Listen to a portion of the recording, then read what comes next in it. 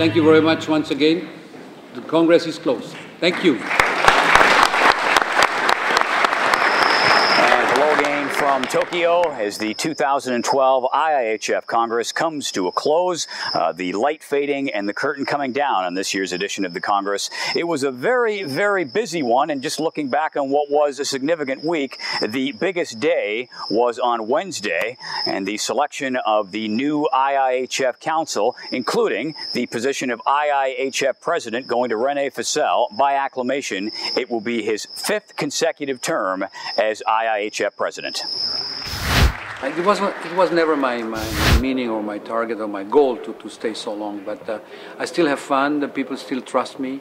We have now a new council with 6, 7 new members, so it will help to bring this new blood in the federation.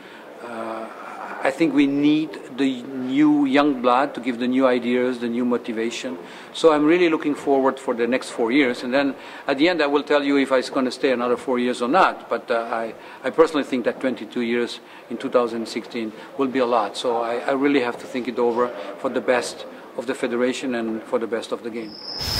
On Thursday, Fasel outlined a very ambitious agenda for the course of the next 4 years during this mandate as presidency. A couple of the key points for you. One of the things he talked about was the importance of the World Championship structure, in particular the economic structure, and how revenue generated by those large tournaments, like the World Championship, for example, percolates down to the championships that are held for the lower division. So he stressed the importance of maintaining the integrity of that structure and perhaps even improving on it. Fasel also talking about the quagmire that is governance of this game, particularly in Europe, where you have a situation between the clubs, the leagues, and the national federations.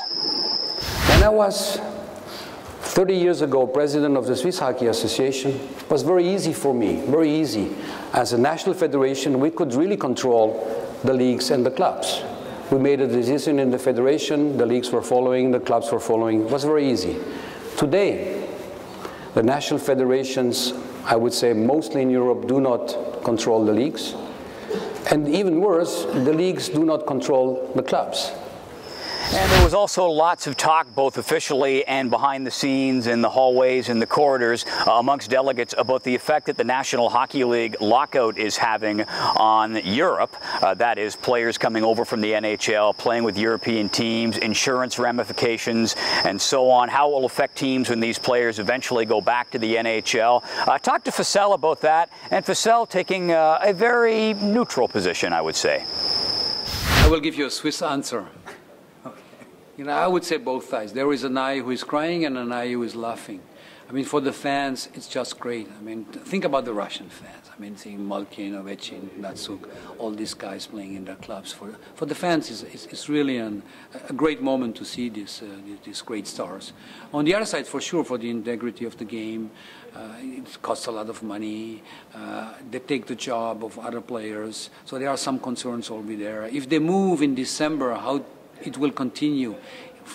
You know how a hockey team is working. It's not so easy. So to bring back a player you put on the bench for 2 or 3 months, give him the right motivation because he was replaced by the big stars. So it will be not so easy. So it's fans really good for the sport.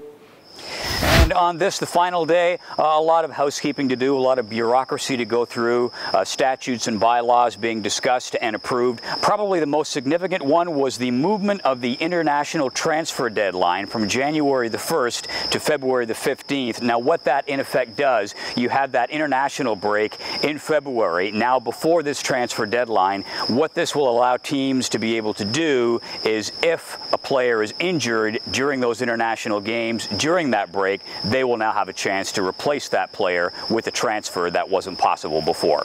That is it from the final day of the 2012 IIHF Congress held here in Tokyo. It's been a pleasure. My name is Romanuk on behalf of the IIHF. So long.